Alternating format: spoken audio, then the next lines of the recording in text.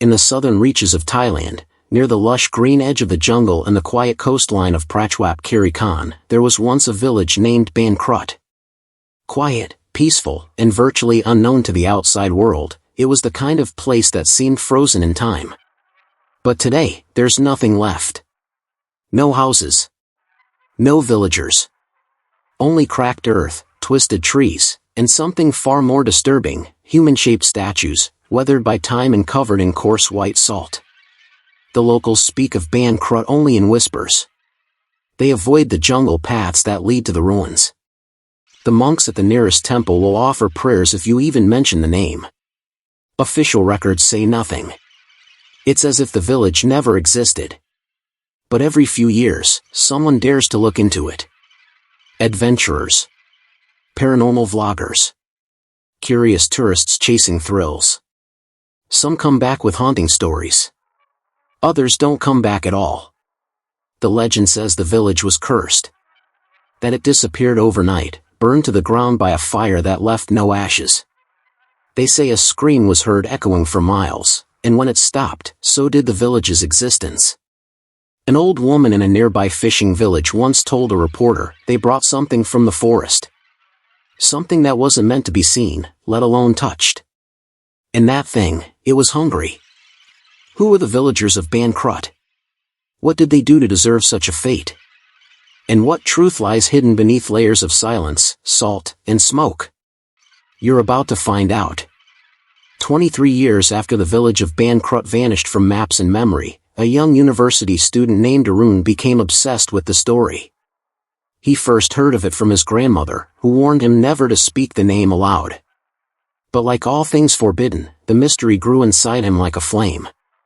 A flame he couldn't put out. Arun was studying anthropology at a university in Bangkok, and he convinced one of his professors to let him explore local ghost folklore for his thesis.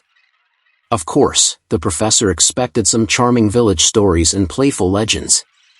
Instead, Arun packed a recorder, a drone, and a notebook, and set out toward the coast of Prachwap Kiri Khan, alone. He arrived in the region during the rainy season. Locals were reluctant to speak.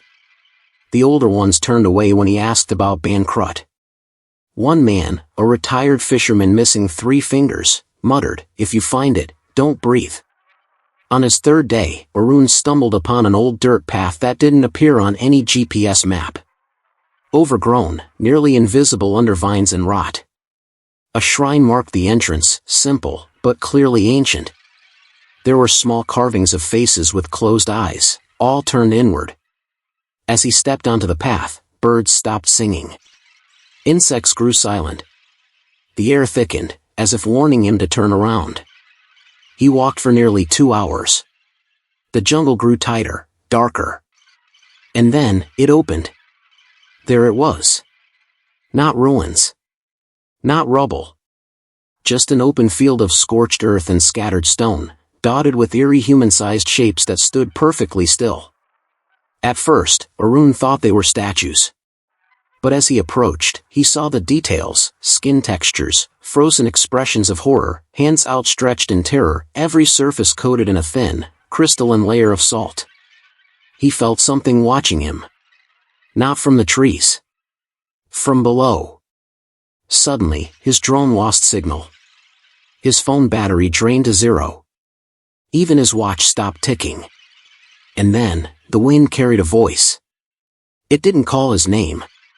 It screamed. Arun froze. The scream wasn't human. It sounded, fractured, like a voice shattered into shards, then glued together again. It echoed across the clearing and vanished into the still air. Heart pounding, he pulled out his notebook, hands trembling. He had to document this. He sketched the nearest figure, a woman with arms raised, her mouth open in a soundless cry. Salt crusted her eyelashes. A single tear trail was etched down her cheek, preserved in crystal. It wasn't just salt. It was like the figures had been flash petrified, frozen mid-motion. Dozens of them stood around the clearing, many reaching out toward a central point. That point was a circular patch of scorched ground, blacker than the rest. Perfectly round. There were fragments of burned wood, melted metal, and, oddest of all, several gold leaf amulets scattered in a circle. In the center stood a tree. Or what was left of one. It was hollow, charred black, with deep grooves burned into its trunk. Arun approached slowly. On its surface were markings, not Thai, not Sanskrit. The symbols pulsed with something faintly warm, as if the tree still held breath. He felt dizzy. A pressure built in his skull, low and rhythmic, like a chant with no sound. He backed away. Then he noticed something. One of the salt statues was fresh. Too fresh. No erosion. No moss. Even the ground beneath it seemed damp. The statue was of a man in modern hiking gear. His face was twisted in panic, lips slightly parted. Around his neck hung a camera, lens cracked but intact. Arun reached out and took it. As his fingers brushed the camera, a whisper slid into his ear. A woman's voice, soft and trembling. He looked. I told him not to look. He turned around. No one was there. The voice came again. He looked into the hollow. Arun stepped back, heart racing, and tripped over something. A satchel. Inside, a journal. English, handwritten. Pages soaked but legible. Day 2. The locals warned us not to come. But Will insisted. Said he saw something moving inside the tree. I begged him not to go near it. He looked inside. He changed. Day 3. Will turned to salt before my eyes. Arun dropped the journal. A low creak echoed behind him. The hollow tree was open. Arun stood frozen before the hollow tree, its interior now exposed like an open mouth. The darkness inside wasn't natural, it absorbed light instead of reflecting it. No shadows. No depth. Just endless black. He didn't step closer. Instead, he focused on the journal. The handwriting changed on later pages, shaky, frantic, as if written in fear. The last entry simply read. It remembers us. It remembers the pain. We woke it up. Arun needed answers. He left the clearing and hiked back toward the village where he'd interviewed the old fisherman. That man had spoken of something they brought from the forest. He found the fisherman at dawn, sitting by the shore. When Arun showed him the journal and photos from the camera, the man turned pale. You opened it, didn't you? He asked. Arun didn't answer. The villagers of Krut weren't cursed. They were warned, the old man said, almost to himself. They found something ancient. A spirit tied to the roots of that forest, older than any god we name. It was bound inside that tree. An anchor between worlds. Decades ago, a monk from the temple had tried to perform a ritual to cleanse the village of misfortune. He believed the tree held power. But he was wrong. It wasn't a source of healing, it was a seal. The ritual went wrong. The monk broke the barrier. The spirit awoke in rage. They turned to salt not by fire, but by silence, the old man said. A punishment. A warning. Their souls, stilled. Arun asked what the spirit wanted. The man looked into the sea and whispered, it doesn't want. It remembers. Later that night, Arun studied the footage recovered from the camera. It showed a man approaching the tree, speaking softly to someone off camera. Then came a low hum. A pulse. The camera shook. The image fractured. And for 1 second, just one, something moved inside the tree.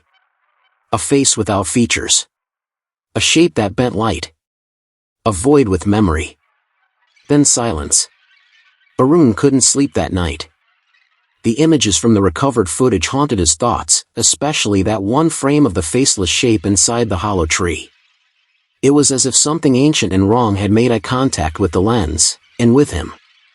The next morning, he returned to the clearing, driven by something stronger than curiosity now, compulsion.